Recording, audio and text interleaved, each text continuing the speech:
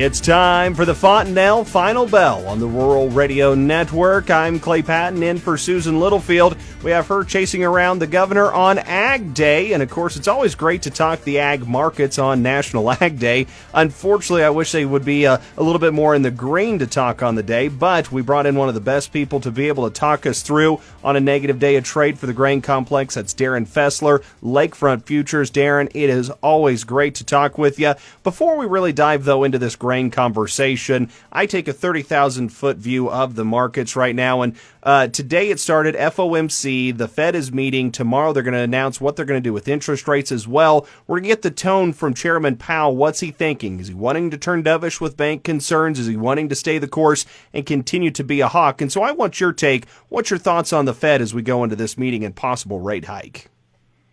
Yeah, we're still anticipating a 25 basis move here tomorrow. You look at what the Fed fund probabilities are saying right now. The market's pricing about an 83.4% chance that the Fed is going to go 25 tomorrow. Again, I think you got one, maybe two more rate hikes coming up here. But again, you look at the CPI number, that's your consumer price index, inflationary numbers, the PPI also inflationary numbers. All seem to be ticking lower. We can see that in the Bloomberg Commodity Index. You see that in the Goldman Sachs Commodity Index. All these commodities are coming lower with inflation moving lower. You see that in the urea price with the price of corn coming down as lower as well. So again, we're definitely in the camp. The Fed is going to go 25 tomorrow, but I think that the whole landscape, when you're looking at equities and the overall global macro picture, I think the central banks around the world have done enough in the nearby to shore up confidence in a lot of the banking sector. Does that mean that there's not going to be more bank failures or consolidations within the industry? I think that's only inevitable at this point that we're going to see more. It's like the same type of thing in 2008, not a 2008 type of environment, but a different type of structure where you've seen some early signs of, in March of 2008, Bear Stearns maybe having some issues and then collapsing. It wasn't until September of that year when Lehman started collapsing, and it just spiraled out of control then. I think you're going to be in that same environment for a while this go around. Again, when the Fed raises rates like they have been in a record pace, it's going to have these domino effects, and I think that's what you're seeing now. So one, maybe two, but that's it. And I think they pause, and I think they stay higher longer unless the conditions say, hey, we got to cut. But again, yeah, I do think that they are going to raise tomorrow. And so when we look at this from a commodity perspective, 2020 taught us just how important money flow is into a market like this. Right now, there's pressure into the ag commodities. Is there anything that maybe can spark some money flow back over to the commodities, or can the end users, the commercials, get a little bit more of a leveraged play back into this market where they can keep a little bit of a topside push on the trade? Well, I certainly think that we could see a balance in commodities as a whole. I think it starts with the king of commodities, and that's crude oil.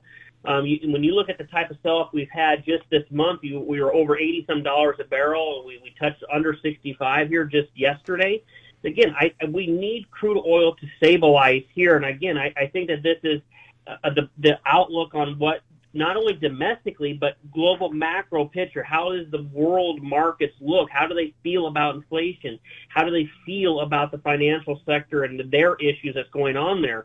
So again, if we can stabilize crude oil, it obviously is going to be good for the grains. And keep in mind, I think this market, whether you're talking new crop corn, beans, wheat, whatever it may be, we're priced in a pretty good year here, whether it be spring wheat.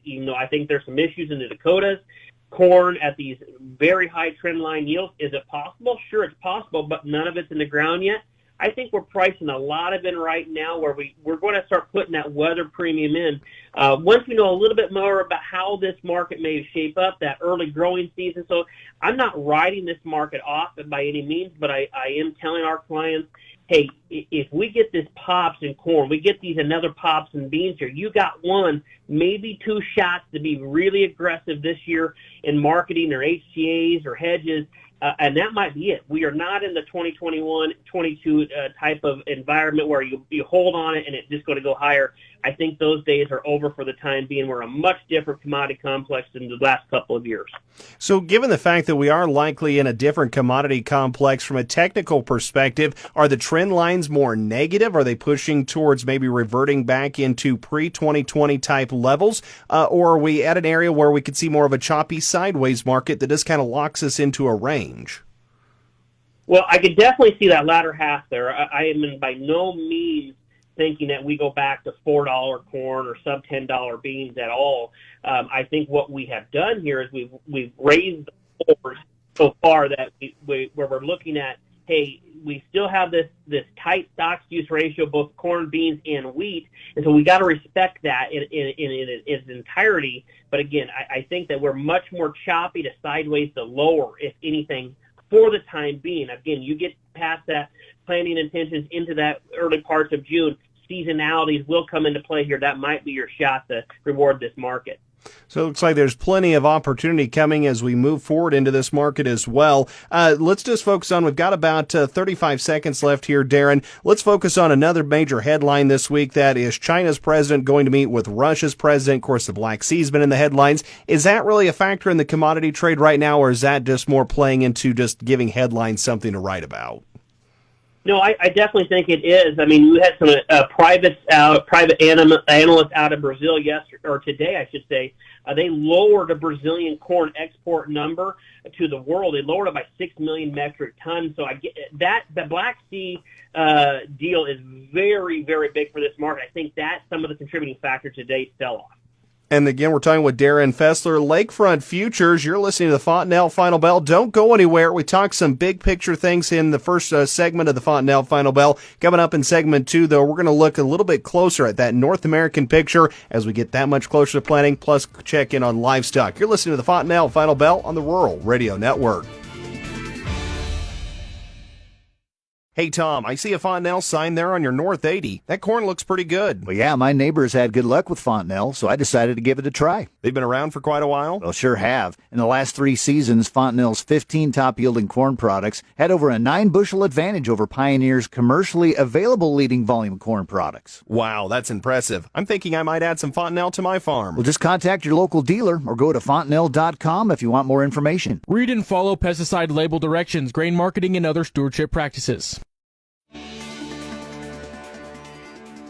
Welcome back to the Fontanelle Final Bell. Clay Patton again in for Susan Littlefield as we're talking with Darren Fessler, Lakefront Futures. And Darren, we had a really great conversation, taking a pretty broad look here at the commodity trade in our first segment. As we come back here in segment 2, though, that's where I want to start narrowing the scope down. And I go back to some of your comments from segment 1, and that's where we were talking about the North American trade, and really we're likely to start seeing a little bit more of the fundamentals play a role in this market. What are you seeing right now for a long-range forecast and things, as we're about a month or so away from getting really tractors in the field and getting planting conditions a little bit closer? Yeah, I think in general, across Nebraska, we've seen some, hopefully, let's knock on wood when I say this, but hopefully some changes of weather patterns. We're still awfully dry in a lot of areas, but I'm not looking for any type of huge delays in Iowa or Nebraska, Illinois. I mean, when I look out here the next couple of months here during planting season, I'm mostly focused right now in South Dakota, North Dakota, into Minnesota, just simply given how much snow is on the ground. And I'm really a lot of focus on North Dakota at the moment.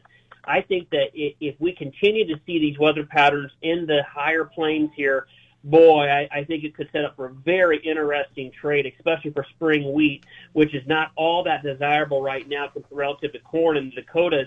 I think you could get a push there where this market may give us an opportunity to get back above that 580 on that D, maybe back towards that 1340, maybe 1380 on that Novi beans.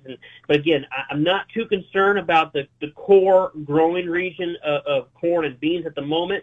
but that North Dakota region, I am definitely concerned, watching this very, very closely. So there's definitely going to be a lot to keep an eye on, and moisture's a good thing, but we've seen some areas truly, they've got a tremendous amount of snowpack already coming on for them this year. From an input perspective, we have seen fertilizer prices and a few of those other inputs start to come down in price a little bit. Does that skew a farmer's marketing plan where some of them were locking in inputs at a higher rate last year? Oh, I certainly think it does, and I could say that probably the bulk of farmers did price fertilizer when it was much, much higher, and not just producers, but co-ops, the supplier side locked in prices that were much higher. So again, yeah, I think that you're still going to see more corn year over year versus, say, 22. There's no question about that in my mind. I'm using the 91 million acre corn figure. I'm using 88 million on the beans at the moment. I think these are fair numbers. I think that when you look at those numbers and you pencil out the potential of what these yields may or may not be, now again, you can say, the USDA is wrong on this, USDA is high, USDA is too low. It all comes down to Mother Nature. Is 180 national yield possible in the United States? Absolutely, that's very possible. You need some weather to work with you across the scale. Now, last year we did 173, and I thought we had a lot of problems. So to say that we can't do a 177, 178, I think we can easily do that with some decent weather. But again, I think the market right now is pricing in this overall global macro issue that we have in the financial sector, the sell-off in crude that we've had, the slower pace in exports that we've seen in corn, the big safrinha corn crop that is currently being harvested in Brazil. We're moving out of our U.S. export window for beans. That's maybe a contributing factor to some of the weakness here. But when I look at the spread action, say May corn versus July corn, that spread now almost 19 cents above the July. I think you could localize, see some pushes on basis here, moving into this time frame where producers would much rather work on equipment and plant than move grain. I think you see that basis push. If you're in that camp where you're 30, 40, 50, 60, 70 cents above the board and you're locking in $7 plus cash, I think that is an opportunity. You step in here and reward this. Because the likelihood of us getting back to some of those prior support levels before we started breaking down, let's call it on 680 and above, I think is very slim at this point if you have no weather. The weather is a big contributing factor, I think, this whole thing. I call it the WWI, the weather, war, or inflation. The inflationary numbers are coming down. It seems the war is coming down a little bit as well, at least the escalations of it. Now you're left with weather. I think if weather is a problem, you get that opportunity to price grain. I think you got to be aggressive with it this year. As Darren, we've got about a minute left. Let's quickly take a look at that livestock trade as well. I know you're a guy that watches technicals pretty close. Feeder cattle, they're ones that here 2-3 weeks ago, they were the market that just wouldn't give up. They were a little top heavy then. Have we tried to reduce that a little bit with recent losses, or are we still a top heavy market for feeders? I think the cash market is a smoke show. I think the fundamentals of cattle, if you look at the cattle on feed, is very, very bullish. The fundamental side of cattle remains bullish. The technical side, though, given the overall economics, I think can keep a lid on cattle in general, but there is a big deviation between what the profitability is feeding cattle out versus what you can buy feeders in the barn for. That big differentiation, you're going to have to see much higher fats to make this work out for guys to place cattle. And that, again, is Darren Fessler, Lakefront Futures. He's joining us on the Fontanelle Final Bell. Thank you to Fontanelle Hybrids for their continuing support. You can always catch the podcast at ruralradionetwork.com. As well, do remember, trading futures and options involve risk of loss, may not be suitable for all investors. Do consider these risks before investing.